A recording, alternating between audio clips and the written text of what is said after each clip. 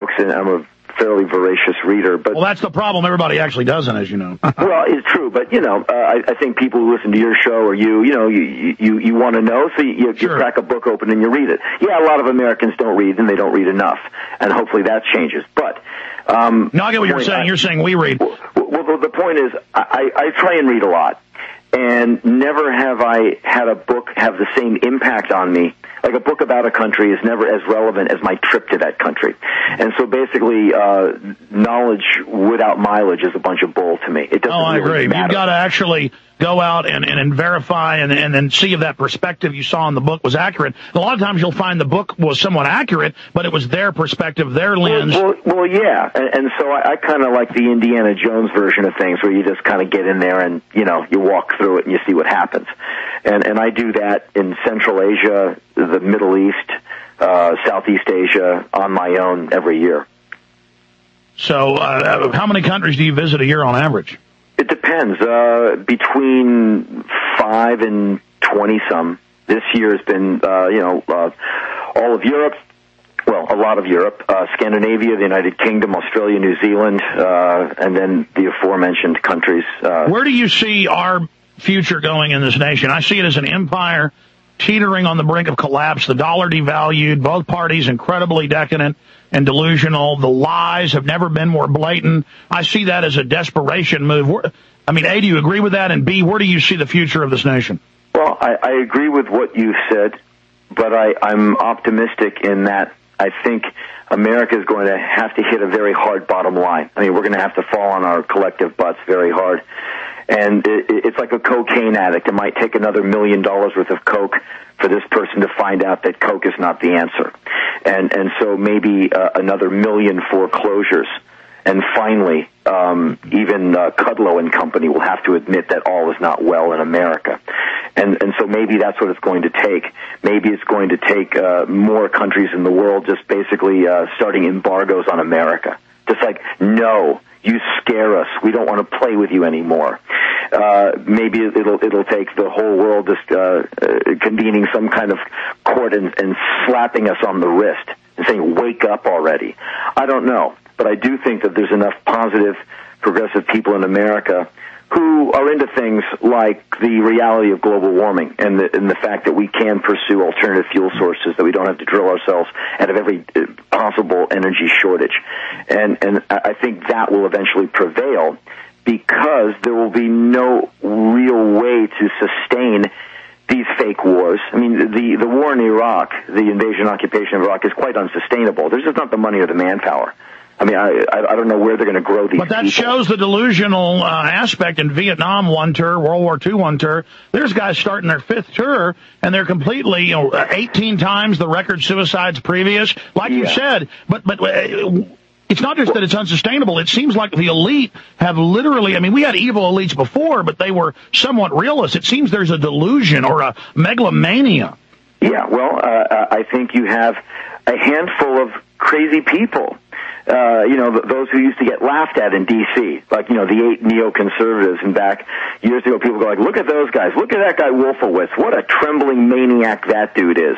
Well, all of those guys got in, and they waited on the sidelines through a lot of the Bush administration, certainly through the Clinton administration, and they got their game together, like Project for New American Century and all that. They did not sleep. They planned very well. Trembling maniac. I'm stealing that. It's all yours. And soon as they had their moment, they jumped in, and here we are with no money. They have nothing but contempt for, and our name's destroyed. Funds. Our name's destroyed, and Karl Rove tells the New York Times, I control reality, and we're history's actors, and you just watch us. I mean, they really are power mad. Yeah, and when they say something is true, all of a sudden they just recreate the world to make it true. And after a while, you forget that you spent all day lying to make that thing true, and all of a sudden you're the man. And I think that's the Kool-Aid these people sip. I mean, it's an incredible amount of power. They believe the lie is the truth. Final segment with Henry Rollins. We'll see if we can twist his arm maybe for 5-10 minutes more, but final segment coming up with Henry Rollins. Stay with us. So where do you stand on gun control? Well, I think you should have a gun in your house if you want to defend your family. I don't think any family you or me needs an assault weapon. If I was a policeman in your town, and I know I'm going up against people with bullets that can go through my door, through my body and through the body of my partner, and I am not given ceramic-plated body armor, which stops an AK-47 round, I've got a real problem with that. And I don't think any citizen, what are you going to shoot with a gun? An intruder, yourself on a bad day, or maybe a deer, right? You're not shooting Al-Qaeda, so you don't need an AK-47. A shotgun, a handgun, fantastic. An assault weapon. But see, once you let them start restricting, they can restrict it all. And certainly, throughout history, tyrants have sought to disarm their quarry.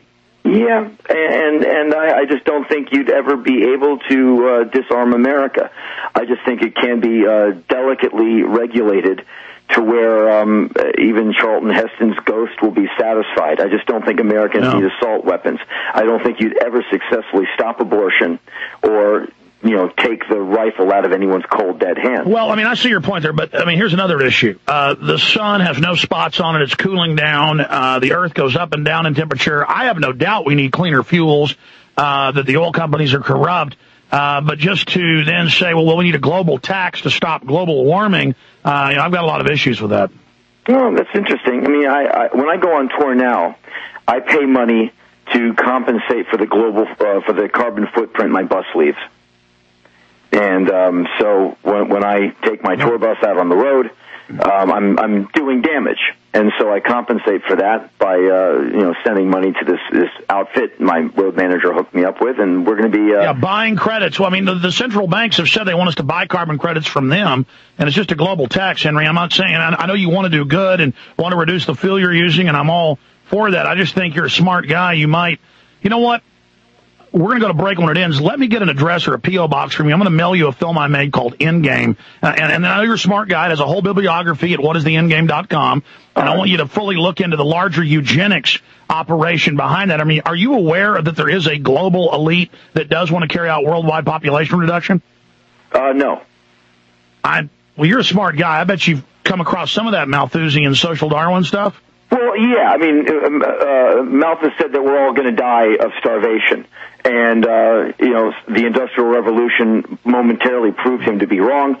And now, as soon as you give more people more food, they breed more. There's a lot going on with food systems in the world, and the unsustainability of soils, and the dangerousness of artificially produced nitrogen, and the fact that we're breeding these animals so hard and so fast that they're mutating, and you're eating strange meat, and your E. coli is going zoonotic more than. I agree. Now they admit clone beef is in the population. What happened on the airplane? You're reading a book, and now reading a book is evil? Yeah. I was reading Jihad by Ahmed Rashid, and the man sitting next to me called me in to Homeland Security, and I was deemed a person of interest for reading a New York Times bestseller put out by the Yale University Press.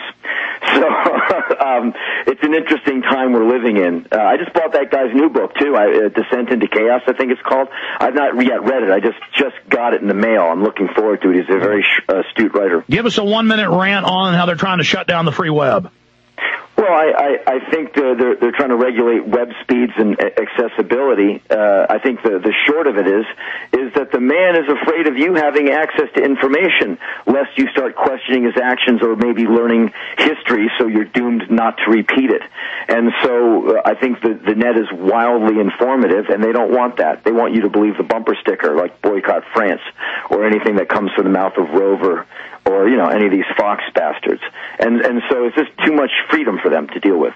What's the answer? Just expose it, fight back against it? Well, you fight back as best you can as a citizen, but I wonder what can really be done when the hammer comes down on all of that. It's damn infuriating, because the beauty of web neutrality is the rich, the poor, the hippie, the gay, everyone has access to information. Jefferson would have loved this. Absolutely. HenryRollins.com, on tour in the U.S. and worldwide. Check it out there for when he's coming to your corner of the woods. He goes everywhere unless it's Antarctic. Henry, let me say bye to you here in this break, and that's it for Henry Rollins. We appreciate him joining us. Stay with us.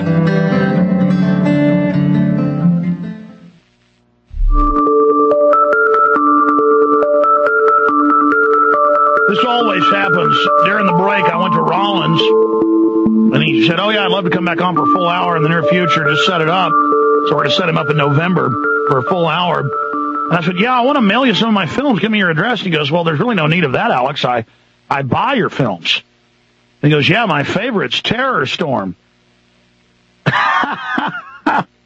He goes, yeah, I'd seen the first Terror Storm. Then I got some of your other videos, and then a friend of mine in Austin gave me the second edition, and I really like that one. And but the phone was ringing. He had to go to another radio interview.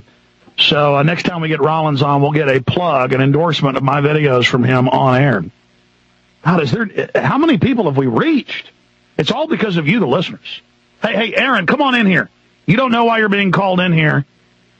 Aaron is just incredible. Why don't you pull up a chair here real fast? I've got some audio clips I want to play and a bunch of other stuff. You don't know why I'm dragging you in here.